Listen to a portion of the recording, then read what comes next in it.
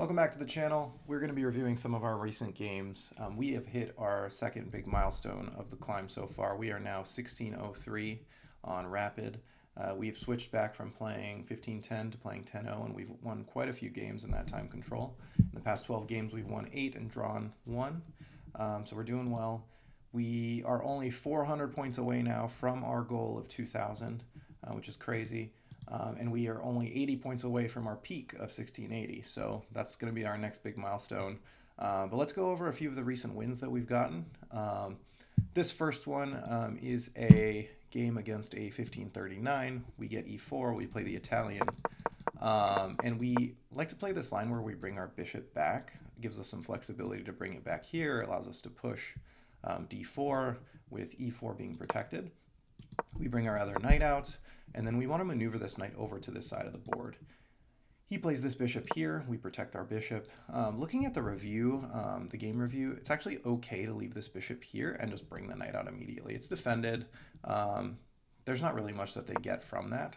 Here they start attacking the f2 square, so I want to kind of block that. And he pushes this pawn, which I thought was very strange because I could just take that bishop now. My bishop went from here and took his most active bishop there. So not a great trade from my opponent. And then I'm able to bring my second knight into the game, take that pawn, and then I pin his bishop here to the king so that he can't take here, forcing the queen trade. Eventually we trade off the bishops. He trades the queen, and he sacrifices the rook for the knight with the argument that he has compensation from my pawn structure being kind of disoriented. And now I'm seeing that I have active rooks. I'm up in exchange.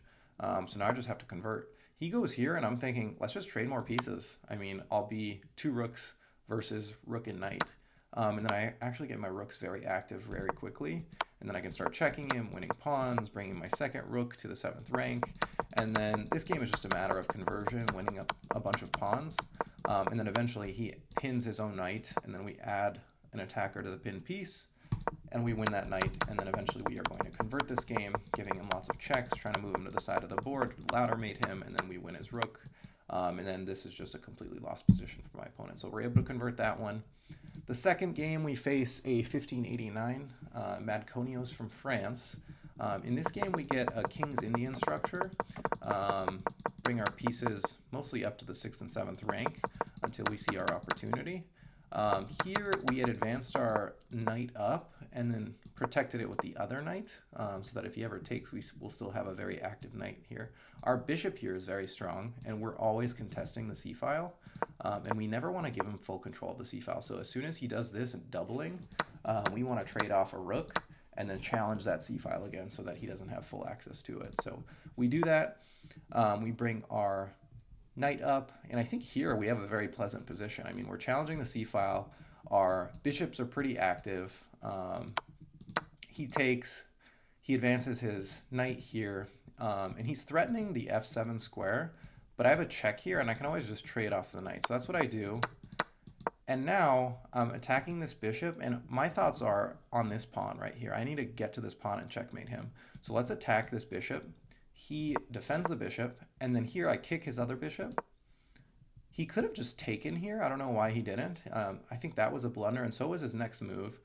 I go here thinking that if he takes my bishop, I take his, and then I'm winning another pawn here. And he just doesn't take it. And I don't know why. So then I get this bishop for free, I get this pawn for free, and now I'm threatening checkmate. And he resigns because he sees that this is a pretty... It's eventually he's going to lose. So he might as well resign here, and he does. And we get the win. And at this point, we're up to 1595 after this game. So then we play our third game. And this is against a 1592 Alberto Ferreira from Brazil. This is actually our same last name, which is funny. That's actually a play. Dr. Fajita is actually a play on our last name being Fajita. I always have to tell people, no, Dr. Fajita, like fajita. And that's where that name comes from. So we play e4 against him. We get a Grand Prix attack in the Sicilian. And then here, my opponent disconnects. And we get the win, and we're 1603. Not exactly the way you want to win the games, but we'll take it. We are 1603. We are less than 400 points away from our goal of 2,000. let's keep it going. Let's keep winning some games and playing great chess. We'll see you in the next one.